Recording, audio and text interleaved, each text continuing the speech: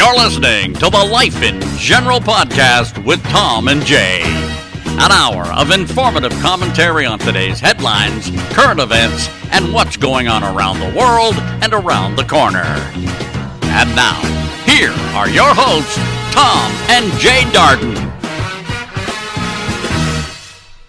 Hey everybody, welcome to the Life in General podcast here with Tom and Jaye, coming at you from sunny Ecuador, or not so sunny Ecuador, and Hendersonville, Tennessee, with episode 59. And we're almost to Big 60. I think once we hit past Dad's age, then we're going to all implode in ourselves like dying stars. But we're going to start this hour off the same way we do every time and ask the man of the hour how he is, functioning, is everything good to go, and see what's happening below the equator. So, hey, Dad, how are you?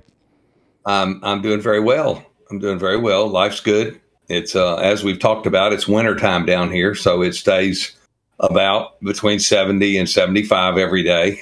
The sun might come out for an hour or so, but otherwise it's fairly cloudy, and it's like that probably for another 30 days. And then the sun will come out. We'll all burst into flames. Hey, you know, something that is super exciting for all of us Tennesseans around here, you know how it is. If you lived here for longer than 10 minutes, you understand that yes. Tennessee is a giant valley, right? We are in between like some mountains and whatnot. And it's like a soup. It's like you're in a big soup bowl.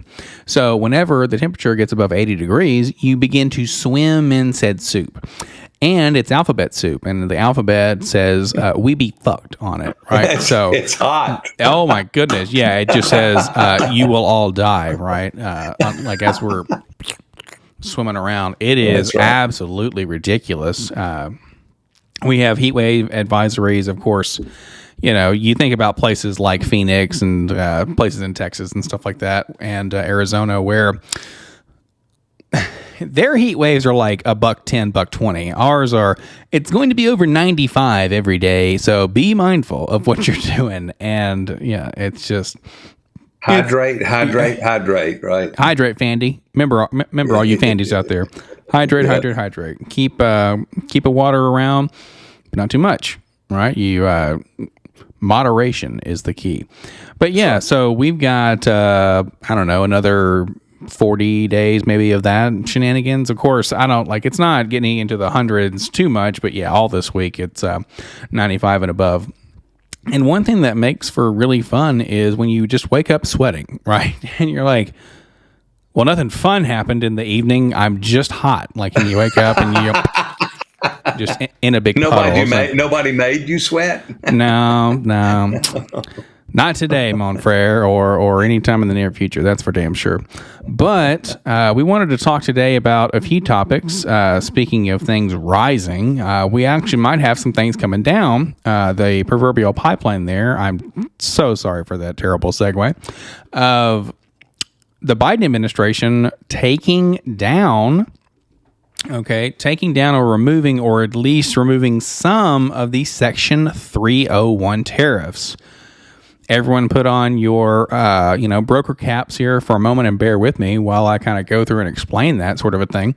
So back in 2018, the one-pump Trump decided to levy some extra duties against utilizing the 1974 Tariff Act, something like that. And they said, hey, we're going to levy taxes against you because China stole intellectual property rights from us, right? And so that's one of the reasons why China got such a big boost in terms of economic power, right? Is because they stole intellectual property rights from us and could then begin to do not only what we do, but do it better because of X, Y, and Z and yada, yada.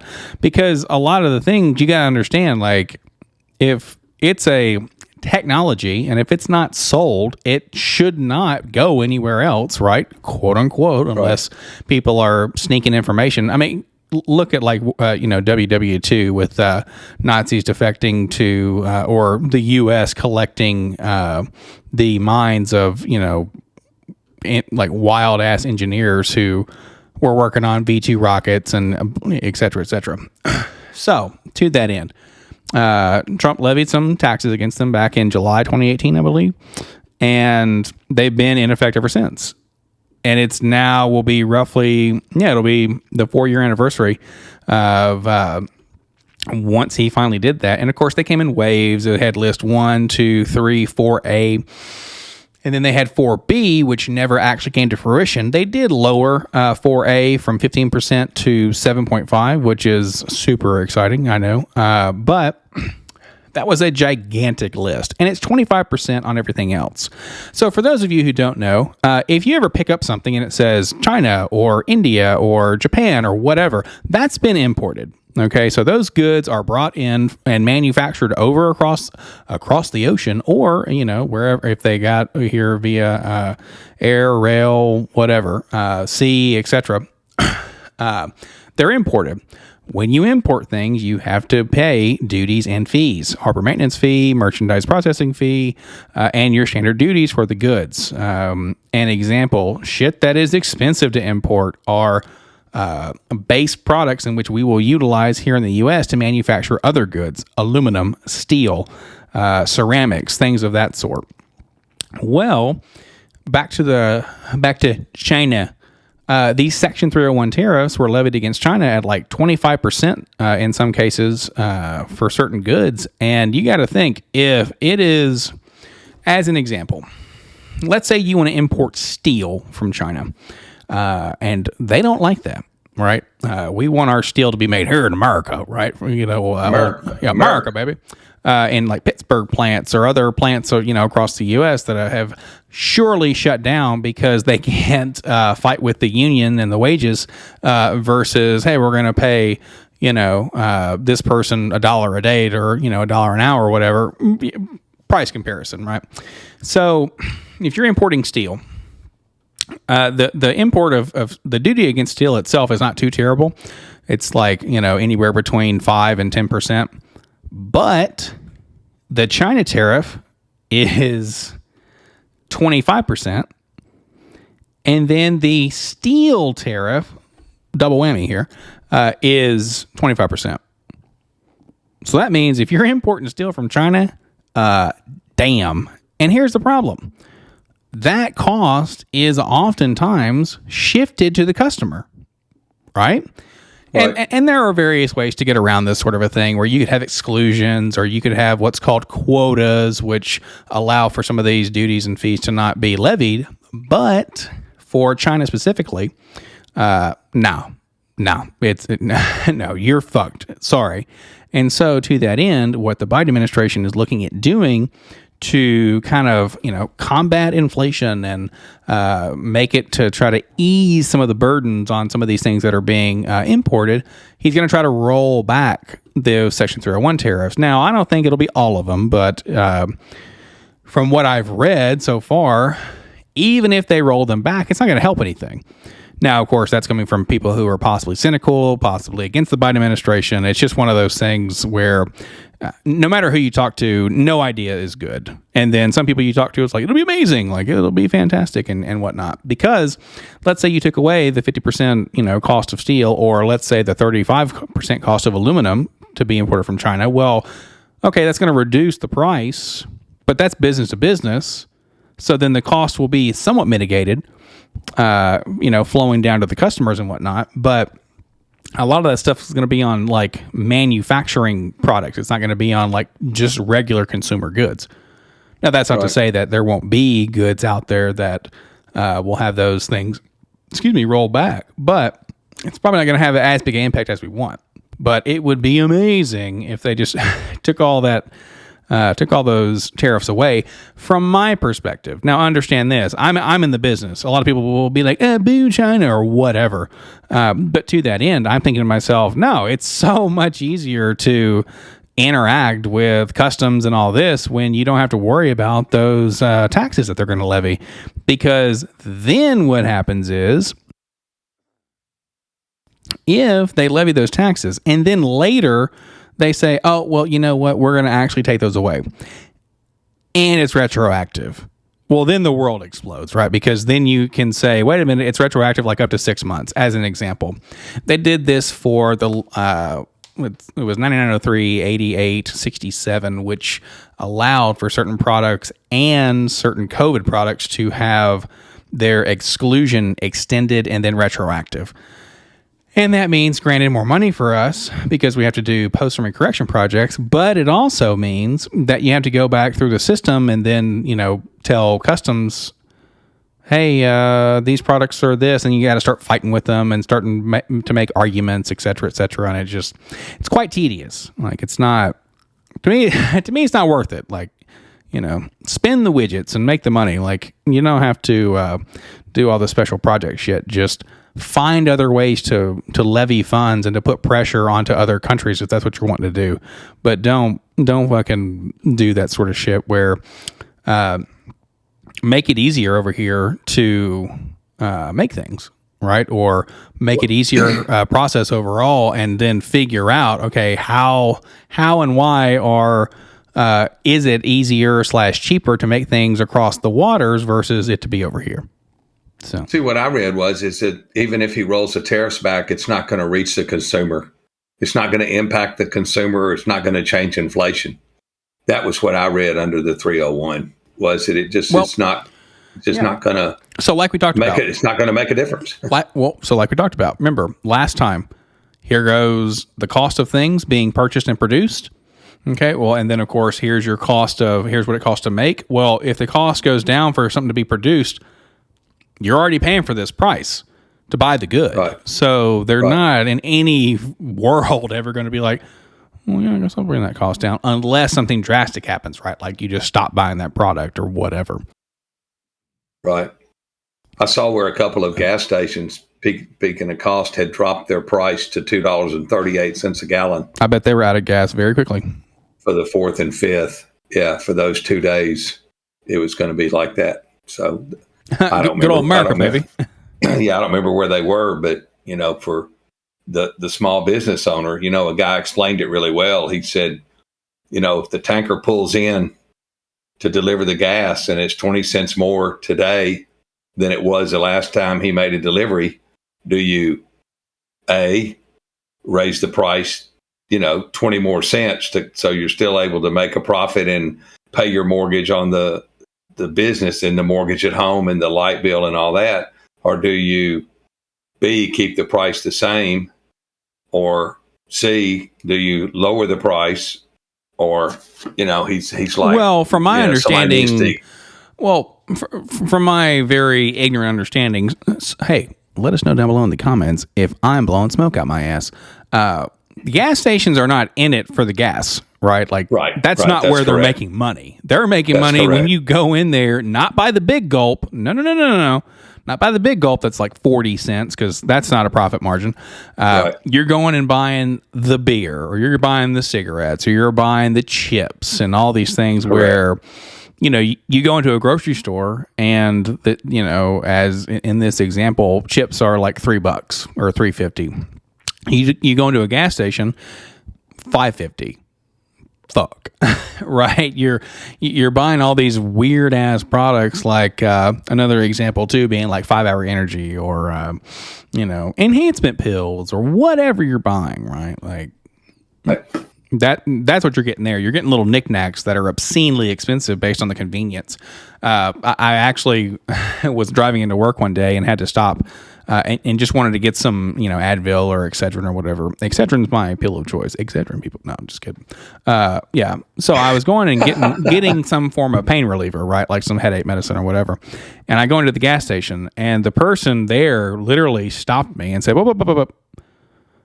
Right behind us is the Dollar General. Don't buy that. Walk out of here and go fucking buy your pills over there, because it's ridiculous. It's obscenely expensive, right? And so I was able to pay like $2 or $3 difference for the same, actually more pills, right? Like it was something that was just kind of silly. But hey, kudos to the people out there who are paying it forward a little bit. Like today, a really fun example of, okay, I need to be kind today because of X. Somebody held like the elevator door for me, and I was a ways away, and my big ass wasn't running with my backpack, because never run with the backpack. You just are bound to fall and die and break your face. So I was just strolling up, and they were very kind to do that. So pay it forward a little bit, but the little niceties get you through the day. So it's super cool. That's right. That's exactly right. But yeah, that's that's Section 301, and it's something I do agree with you to an extent. It's going to be difficult for the prices, the drops, to make it to the customers, because what we'll do in this instance, we being the royal we, like Mark or whatever, will say, no, you're paying what you're already paying. We might drop it like 10 cents, but in reality, it's actually saving us like $5. And then you think, oh, well, it seems like a deal, but it really isn't. So it all comes down to that consumerism, baby. So yeah, that what was interesting to me when I was talking to somebody the other day, and they said, I don't think the Green New Deal people or the Save the World or tree huggers understand that when they're building the solar panel or building the batteries for the electric cars or building the electric cars, the things that how that the materials are produced. Yeah.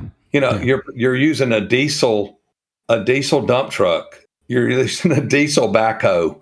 You're using a diesel crane. You're using a diesel bulldozer. When you're mining this stuff, all the equipment that you are using is fossil fuel equipment. Well, I would say until you got to the point where you could replace, right? Yes, to make them. Yes, until you get enough materials, and then you can start to cycle those things out, very possibly. So. You think so? That's the hope, right? You think you'll see that in your lifetime? I don't think I'll see it in mine. Well, not with that attitude. Well, that's right. But speaking of China, they make 80% of the solar panels. What? Right. I still love, I'm sorry, we're repeating ourselves a smidge, where NES will let you lease the solar panels. I'm losing my mind about that. That's shit. great. That's great. That's wonderful. Lease it from us, where instead, like, if you made the investment of like 10 grand, now granted, it would be like the investment of an electric car, right? Where the investment up front says you're never going to the C-store ever again. Sorry, homie. And it's like, oh. But at that point, you're not buying gas for the next, 10, 20 years. Can I add $100, just add $100 to my electric bill each month and finance those panels? Right. Can I do that? Well, that's the thing. I would love to know how it works. For 100 years. Well, but that's the thing. I would love to know how that's done, because you got to think, like, eventually they're making money back, right? Because they have to set up some kind of a battery, some kind of a solar cell sort of a deal, where eventually you're going to have excess, right? But now it might not work as well in the summer months, because you're trying to cool your house down to levels that are below boiling. But fall, winter, spring, it might not be too terrible. So right. And speaking of fall, winter, spring, summer, etc., I had a very interesting conversation with Uncle Bob about how to heat and cool your house via non-AC means.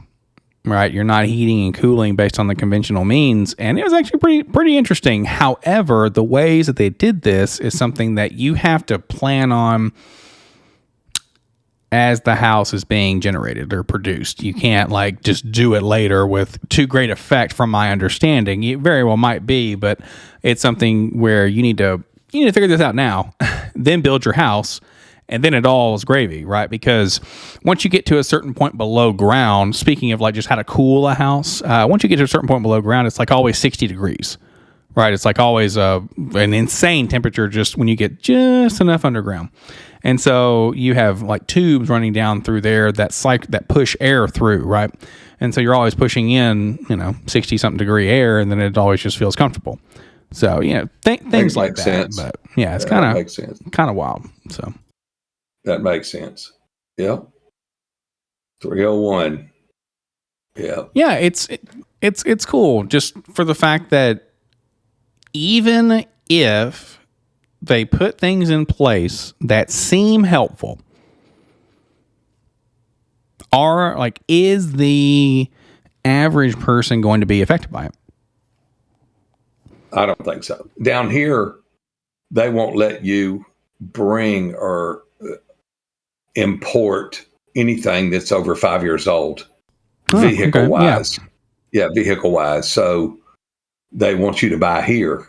They don't want you to bring it with you. So, but it's got to be fairly new. Can't be over 5 years old. Car, truck, motorcycle, whatever it is that you're bringing. That's because of an issue to get parts, right? Like in your container, yeah.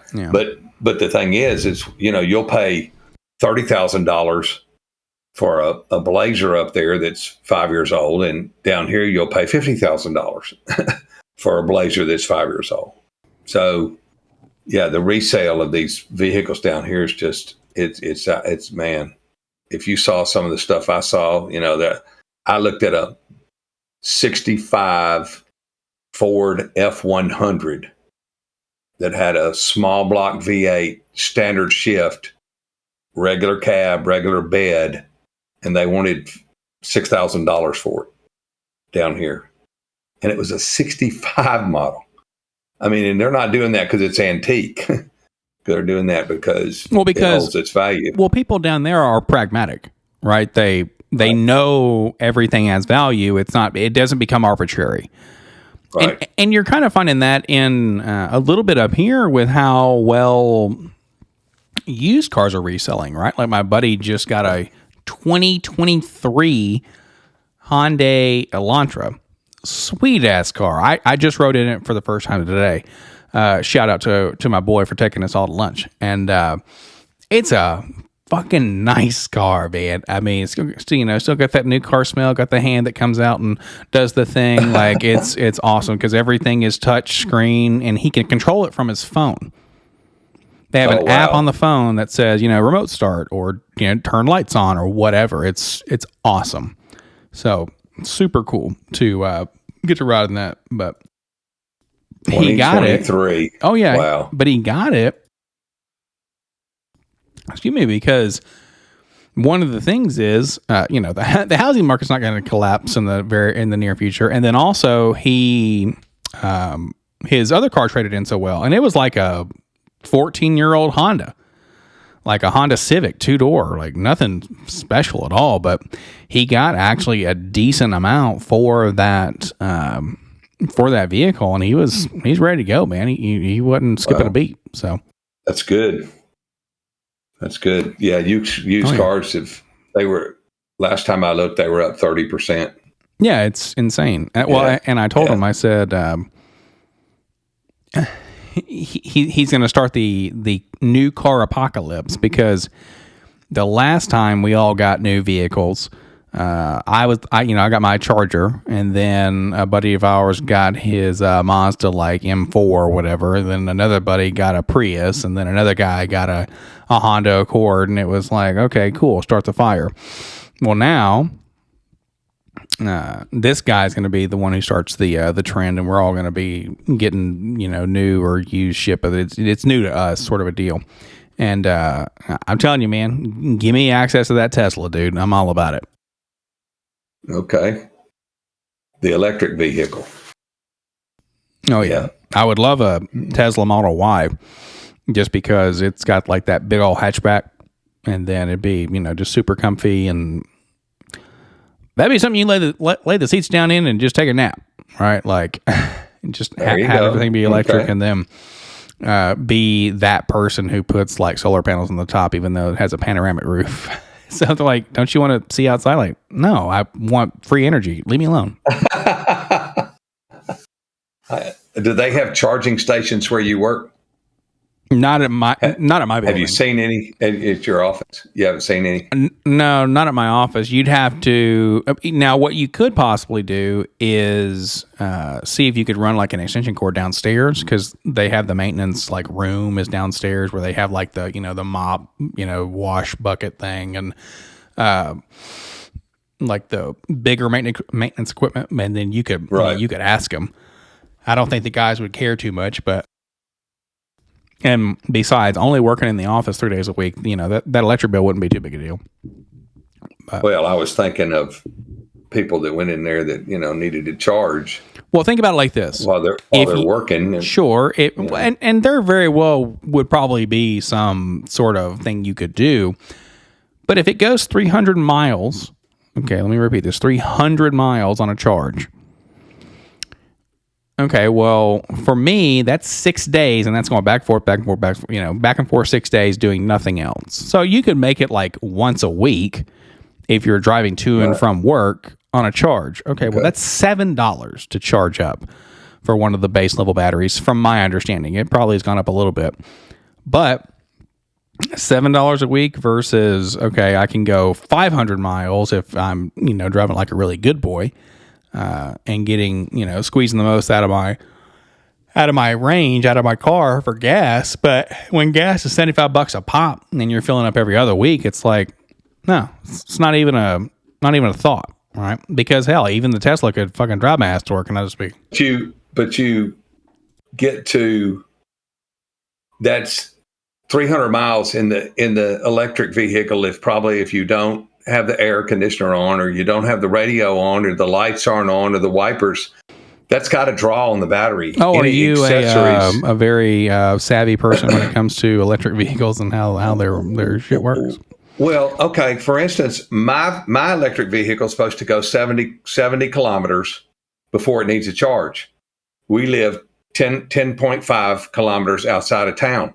So I should be able to go, into town and back at least 3 times on a charge and have a little spongy left over, as long as I don't ride around in town a lot. I'm not taking that chance, because and mine plugs into a regular 110 socket to charge. Right. Well, you're saying you're not taking that chance, but you're not really proving the point, or like proving that you don't know if it works or doesn't work. It just, I don't want to walk.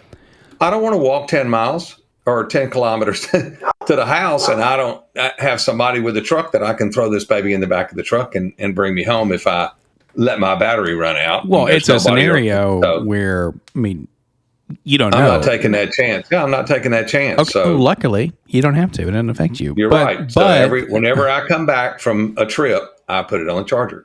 Well, so that's actually worse for your battery. I don't give a damn. I've been driving it for over a year and hadn't had any problems. So I'm not being caught out with a dead battery. So I charge it after every ride. Okay. Well, how about this? How about next episode you come back with some facts about electric vehicles and the batteries and all that shit. Because I do agree, if you're radio, air conditioning, self-driving, stuff like that, it is going to draw on the battery.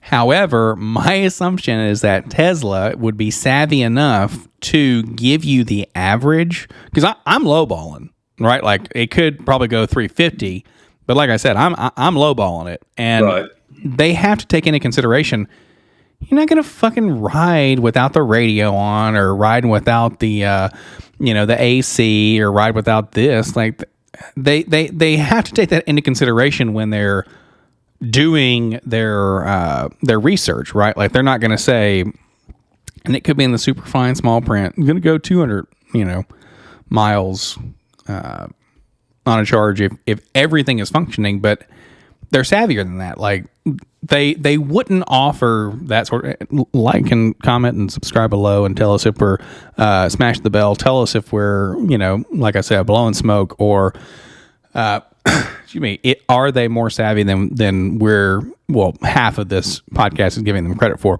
Because for motorcycles, for instance, in the United States, they've started making them where when you turn the key to crank it up, the headlight comes on. Okay. Headlight stays on all the time. Oh, okay. See, it's not like that with the electric. They don't have, of course, it's the law in Tennessee, that you run with your headlight on a motorcycle. So they've made it where you don't even have to think about it. The headlight comes on automatically.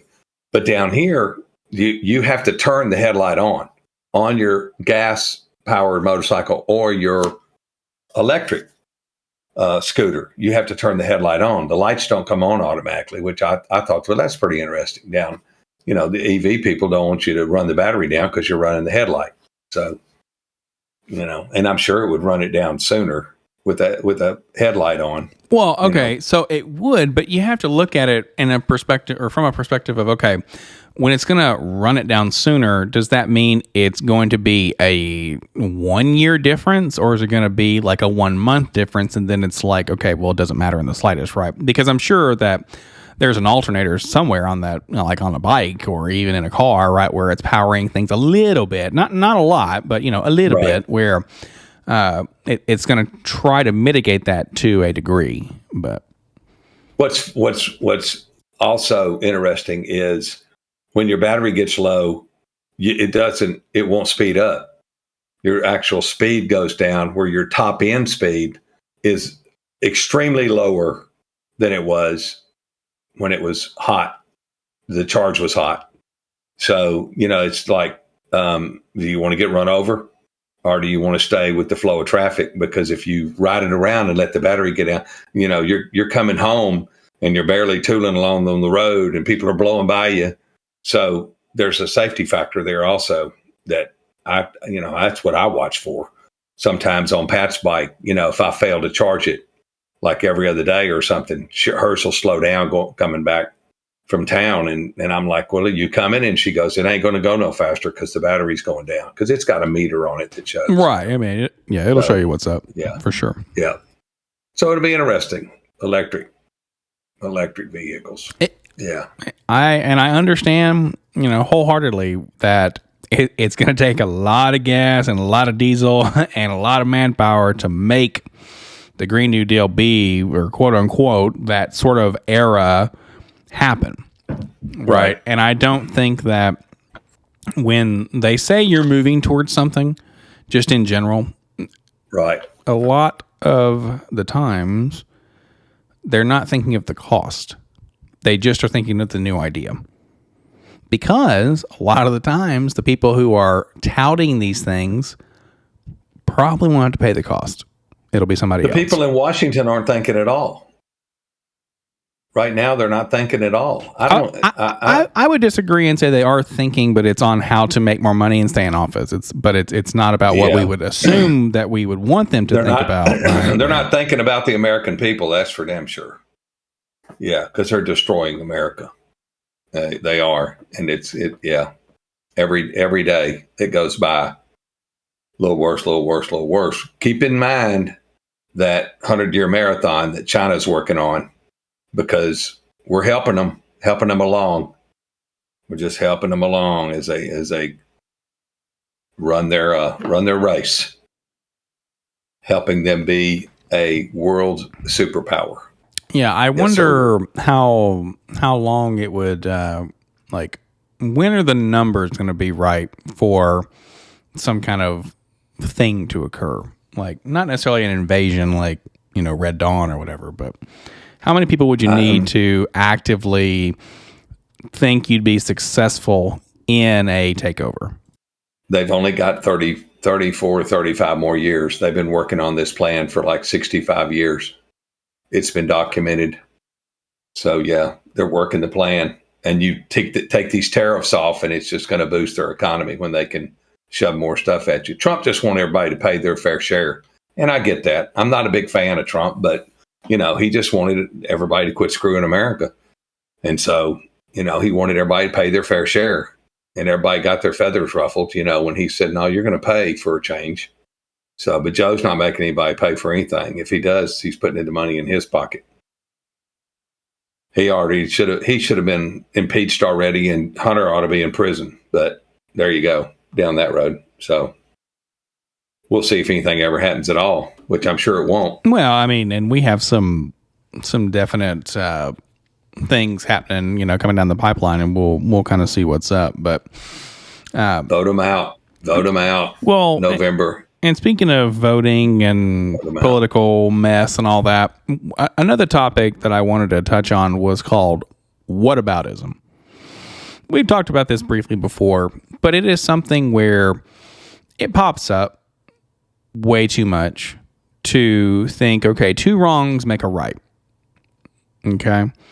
Where we're going to say, well, what about this? Yeah, but... or someone brings up a topic and then someone says, well, what about X, Y, and Z. And it is something where that is incredibly taxing because nothing ever gets done. It's just a scenario of continuing to pick between a douche and a turd sandwich, right? Where you're not finding solutions, you're just saying, well, here's a problem. Yeah, but there's also a problem. And then people just kind of like, and they kind of sigh and their shoulders shrug. And then they think, oh, okay, well, that's true. And then they move on. And it's so annoying because you want to know what happens? Nothing gets done that way. And that's kind of the point, right? Like, whataboutism, of course, if people who don't know what it is, and we just kind of explained it briefly, but it's when someone brings up an argument against a certain topic or thing, or even a person, somebody deflects or defends with redirecting the conversation to a different person, topic, or thing. And it is annoying as fuck. And and understand this too. We've done it on this podcast before, and it's a scenario where I understand something might happen, and then we think, well, what about this? Is that helpful? No, it isn't. Now, to that end, we also don't exactly have all the answers and never have professed to. We are just trying to share information and kind of go over kind of what's going on and reminisce and communicate and et cetera, et cetera. Now, with that being said, like last week, as an example, we talked about, Roe v. Wade and the overturning and stuff like that. And then controlling this, controlling that. And then we then talked, like we kind of juxtaposition that against, okay, well, they made you take a vaccine, quote unquote, right? And then thought about, okay, well, that's whataboutism. Neither of those things are helpful to each other, for one, and two, to the situation. Okay. It doesn't lend itself to any sort of actual resolution, actual thinking that's going to be anything more than, I don't want to necessarily just automatically say detrimental, but it's going to be something that it just kind of like hangs out in limbo, and then the conversation ends almost instantaneously, because if it's, well, what about this, or what about that, what about this? I mean, you could do that in perpetuity, and it doesn't get anything accomplished. You don't solve any issues. And now understand this, like, we're not here to solve all the world's problems. That's definitely not it. And we're only here to be mildly entertaining and communicate with one another. But that's about it, right? I mean, however, when you hear about it or see it or feel it or engage with it, it doesn't do any good. Because if you want, like Michael Jackson says, if you want to make the world a better place, take a look at yourself and make a change. Well, don't use whataboutism in your criticism for other things. It's not going to help you. It's not going to help the conversation, and it's not going to change anyone's mind. All right. Now, as we've seen for the past decade or so, people are ingratiated and entrenched. Like, they don't want their minds to be changed. They want to be validated, which is fair. Everyone's going through it. Like, everyone's going through their own shit, but they don't want to learn. Like, they don't want to get better. They don't want the world to improve. They want to get theirs and get out. And it's just kind of like Garth Algar says, it's just really sad. So, right. Everybody wants to get their fair share, or their share more than their fair share. It's their share and not be affected by what's affecting everyone else. Right. And it's really kind of crappy, but it is what it is. Like, it's just, and I understand it's tough, and like the world is kind of poopy sometimes, but it's kind of how it is. Like, they've ended the protest down here, and so eggs have returned to the grocery store. Speaking of people are you telling theirs, me that the eggs were being, let's say, necessarily like boycotted, or were possibly the eggs being purchased for throwing? The roadblocks prevented the farmers from bringing the eggs to the market or to the store. So the protesters down here, the indigenous people, were upset because of rising prices. And so are the prices going down? Yeah, I guess they sat down with them and talked to them and said, this is what we're going to do and this is how we're going to do it. And so they said, okay, we'll call off the protests and call off the road blockages and stuff like that. So they did. And so everything is back to normal now and life's good. So can you define what normal is in Ecuador? Not having a big tree trunk pulled across the road is abnormal. And returning to normal is when they move that tree and you're able to drive down the highway. So you mean normal. Like head out on the highway, possibly looking for adventure? Yeah. Normal down here is just another day at the beach. The beautiful beach and beautiful skies. An existence that must be. Yeah, it is. It is. And it's humorous to me that I've got friends or relatives that go to the beach and they go, oh, look at this sunrise or look at this sunset. Oh, this is the beach. This is great. We see it every day. We see the sunrise and the sunset. If we want to go to the beach, we can go down there every day. And yeah. One of your favorite songs is Eddie Money, right? 2 Tickets to Paradise. Does Paradise ever get old? No. No. It doesn't. I think you're a liar, but liar. Yeah, pants for hire, but it's something where no, I don't think that's true in the slightest. And the only reason why I say that is because everything is good in moderation, right? So that's right. That's exactly right. But to that end, I'm like, no. But hey, maybe it is. I mean, you don't see people fleeing. Well, from my understanding, I mean, let us know down in the comments below, all of our Ecuadorian viewers and or expats who are down there.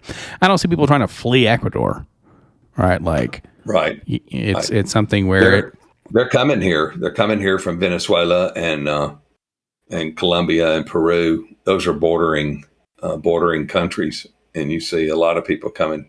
They tell me from other countries. I'll see people and I'll go. They'll say, you see those people, they're from Venezuela or they're from Colombia. And I'm like, okay, because they've finally opened up the borders and opened up the, the checkpoints and stuff where people can travel from country to country. So they still have the checkpoint.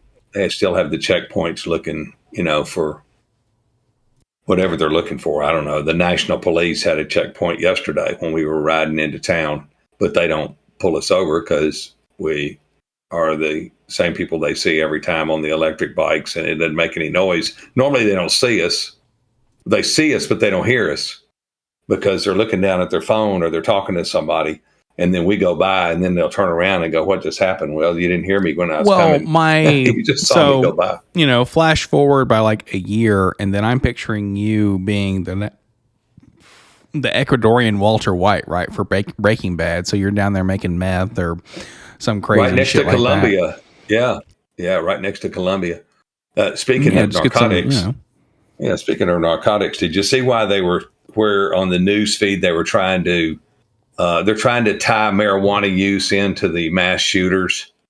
They showed like 4 or 6 mass shooters, and they've all said that the marijuana use has made them shoot everybody. I doubt that very much, because the only thing a marijuana person wants, the only thing they want to shoot is the line of Oreos into their mouth. Like, yes, the refrigerator. Yeah. They just want to be like, give me the ice cream, motherfuckers. Like, yeah, they're just trying to tie something to these people. So it's just, Well, think about it like this, right? Like, what's interesting is you hadn't heard anything else about the Vallalde school shooting because they killed that guy. Went off the news. So it's not prime time anymore. In Buffalo, the guy that shot them, they killed him. And the guy that shot at the Hendersonville policeman in your city, they killed him. See, the people that they're killing, the shooters that they're killing, the story goes away.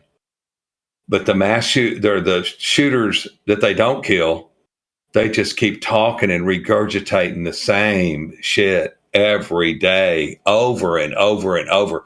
And now the families are going to have to relive this every time they go for a bail hearing or a bond hearing, or every time they go to court, or any time it's brought up, their name is brought up. The families are going to have to relive this again, where they don't have to. If you dust these people off, you don't have to worry about it.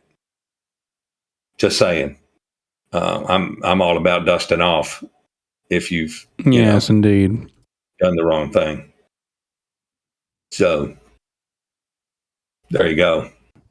Well, but it's fate. Those stories disappear quicker or sooner. Well, than later. That's very fair, because you don't get to analyze that entity anymore. I know, and it's great, isn't it? I mean, it's fine. That for sure. It's just like, cool, gone, bye. And it's like, oh, that was tragic, right. But you can't delve any deeper into it, where the person who sits for years and years and years, you can get interviews, you can get books out of them, pen pals, all that shit, man. Like, it's crazy.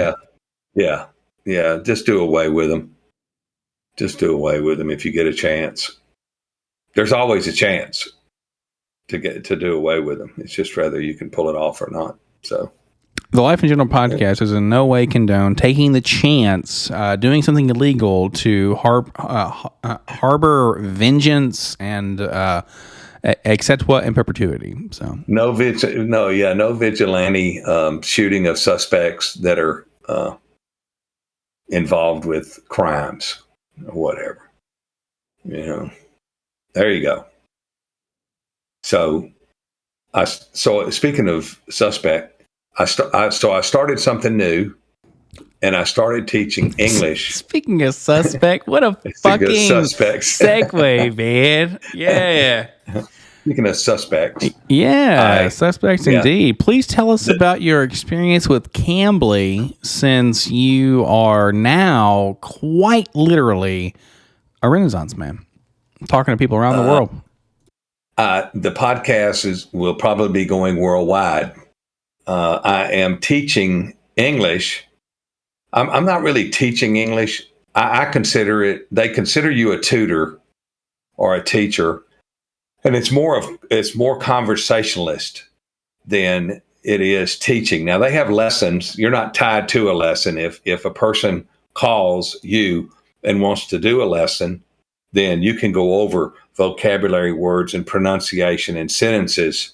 And if not, and somebody just wants to talk or learn how to speak better English, then reading music or music videos. One guy told me listen to podcast, and so there's several different ways. And I explain to people, I understand your struggle and your challenges, because down here I'm trying to learn Spanish. No, so, yes, I am. Yes, I am. I'm on Babbel every day now. When I'm here at the computer, I'm on Babbel doing Spanish lessons. ¿Cómo se dice life en español, amigo? Don't test me right now. Oh, okay. This is not the classroom. Pop quiz, hot shot. I have flashcards or cheat sheets, because to ask somebody how much something is. And then I flip the card over, and numbers are on the back, so they can tell me in accordance to the number how much something is. So I'm trying to. So I understand the challenges and obstacles that people face trying to learn a new language. But I've talked to people in Taiwan and Saudi Arabia and Japan, and the guy called from Turkey, and he was calling me from the Netherlands where he was going to school. I mean, it's really interesting. You can talk to people. That's awesome. And all over the United States. So speaking to people, we caught some lady going down to the first floor with us, and my one of my buddies who I was going to lunch with today. He has a speech. Don't want to say impediment, but it's pretty close. Can't say R's very well, and he stops the door for this lady, And she gets in, and he says 0 or 1, because for whatever reason he couldn't say B for basement. He had to say 0 or 1, like because he's a machine and he only speaks binary. And she said, I'm going to 1, and I love your accent. And I fucking died, man. Like internally, I was just like, you are very nice, I suppose.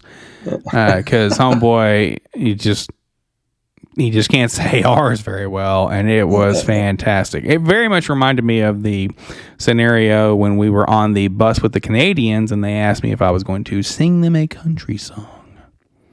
But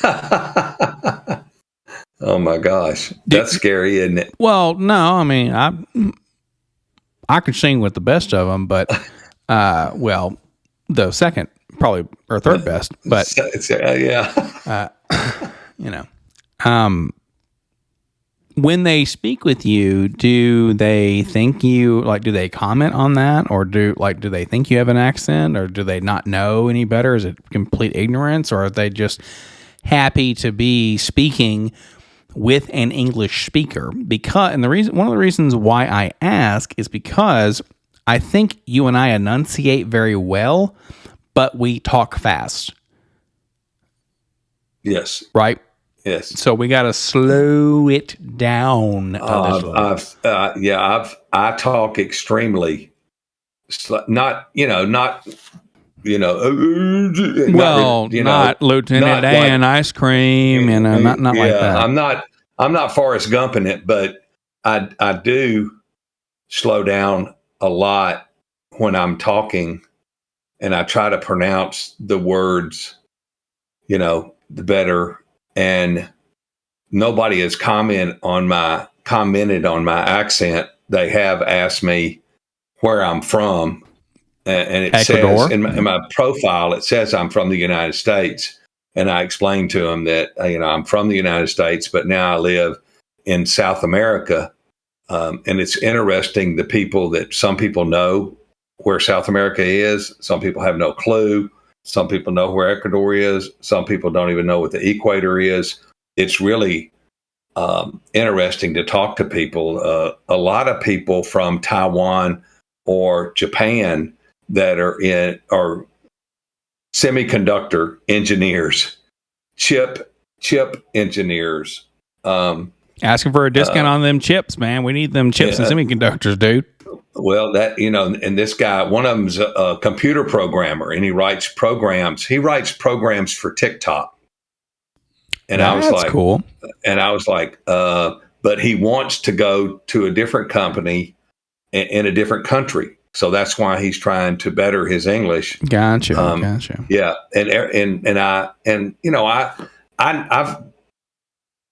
I've learned over the years how to ask open-ended questions. I won't give you a chance to say yes or no when I'm inquiring, where do you go to school, or do you have a family, or where are you calling me from, or what time is it? I don't ask, the yes or no questions, because you don't get any information that way, or you don't get as much as you do. And they want to talk. They want to speak. Well, yeah, they want to practice their language to make sure that you can understand them. Because if you can understand them, a native speaker, then they can do what they want to do. Right. And it tells you on the screen how often they want to be corrected. So they set that up, and like after every mistake, never. Whenever I pronounce something wrong, they set up when they want you to correct them on their pronunciation or their spelling. There's a chat box over here where we can type messages in, because a lady was trying to tell me, she was from Japan, and she was trying to tell me what she did in her off time, and it was hobbies. And I couldn't understand what she was saying. Her English was good, but I'm old and I don't hear good because it's too much rock and roll and drugs early on. So she's able to type in the word hobbies, and so we were able to go from there. And she's a kindergarten teacher. No, that's awesome. In Japan, and so that's a very unique school experience that they have over there, like how they do like lunches, how they do classes, and all that stuff. I actually have a buddy of mine who works with let me rephrase this. I have a subordinate who I would love to think they're a work buddy of mine who actually was going to do that and teach in Japan. He's one of the smartest guys you'll ever meet. And he was talking about their sort of programs and their processes and stuff. And that dude knows like Japanese, knows English, knows Italian, because that's what he learned in school was linguistics. Okay. It was wild. But yeah, continue. Yeah. Hobbies in Japan. Her day was 7 to 5. Who ever heard of a kindergarten kid going, for 10 hours? But there's more than one class. And I thought 7 to 5. And then I talked to one guy, and he goes to school from like 8 to 8. Sure. 8 in the morning to 8 at night. And I was like, what? Well, yeah, but, and he's this is the country that has the highest math scores, highest this, highest that. Like, they just teach things well, and they have fucking work ethic, man. Like, yeah, we're disciplined. Very discipline disciplined. Indeed, yeah. Yes. And one of the guys I talked to from Korea, he wanted to, I didn't talk. I listened, the whole time because he wanted to talk about Roe and Wade. Well, I'm not talking about politics with you because why not? I'm because I don't want to offend anybody or anything. Now, I talked to him about how the Supreme Court was set up a little bit. You think this that guy had been to law school? This right. guy had been to law school, so he knew, and he just was going the whole time, and I didn't have to interject very much at all. Something that is unique to that thought is amazing and very telling. When you say you don't want to offend anyone, it makes it seem as though you don't think you're on the majority side. Does that make sense? He's in Korea. My stick was the government should have got involved in 50 years ago, and they shouldn't have got involved in it 2 weeks ago. But he being in Korea didn't understand that. He didn't understand why I said that. I'm assuming it's South Korea. I didn't ask. He's the one that told me. Well, that's a very big difference in what they're going to think and not think. I'm Shin, and I'm from Korea, and I've been to law school. And he just went on with his conversation, and I listened, but I did interject that. He kept saying it's a woman's right. It's a woman's right. Well, I wasn't going to argue with him. He's from South Korea. And I said, it's her choice. It's her choice. I didn't want to make him mad because I'm new at this, and I didn't want anybody, giving me a bad rating or talking bad about me because they do. Could you imagine? Rate your Cambly tutor, profile and shit, right? You might get some thumbs down, some thumbs up, Well, so far it's been thumbs up with everybody, but I just wasn't going to talk politics with him. That's why, I just wasn't. I let him do all the talking, and I corrected his English the best I could, and which was, I didn't have to do much, but because he knew why he was there and he knew what he wanted to do. So, I'm inquisitive and ask them why they want to learn English and how's it going to help them in the future with school or job or things like that. How much of English do they use in a day? Things like that. So, I'm here for you. So you can talk or say whatever you want to do, or we'll do lessons. We can do a lesson on sentencing and pronunciation, interviews, resumes, things like that. So I think you need to take a back seat on helping somebody with a resume. I'm just saying, unless there's a lesson plan specifically to help them out. Well, I'm sure there probably is. And they pick the lessons they want to do. I don't pick them for them. They're lessons that come up on their, and as you've said, this is a subscription. Yeah. Okay? Subscription. So they're paying, yeah. They're paying me to teach them. Hold up. Or talk with them. They're paying you a very small amount of that subscription. Oh, sure. Sure they are. Just as a heads up. Well, it ain't like I need the money to eat, so it's all good. It's more beer money. You be careful. It's more beer money. I was just saying, no, it's my plane ticket money. It ain't your beer money. It's my plane ticket money. So, but all right, Mr. Cambly, you better be buying them now because They're cheap. How about because they're this? all Won't messed talk up. about me. Won't talk about I. We've just about hit our hour mark. You got about 30 seconds hot of the mic. What's your hot take for this week? I've been able to rate seconds because it comes up 30 seconds on the screen, and then it comes up 10 seconds on the screen, and then the screen cuts off. Wow. So Perfect. We have That's my take. we have a My regular fucking stopwatch over here. That's it. Counting down the seconds until it all ends. That's the way to go. Awesome. That's right. Well, hey, thank you all so very much for watching the Life in General podcast with Tom and Jay, and we will catch you all in the next episode. See you.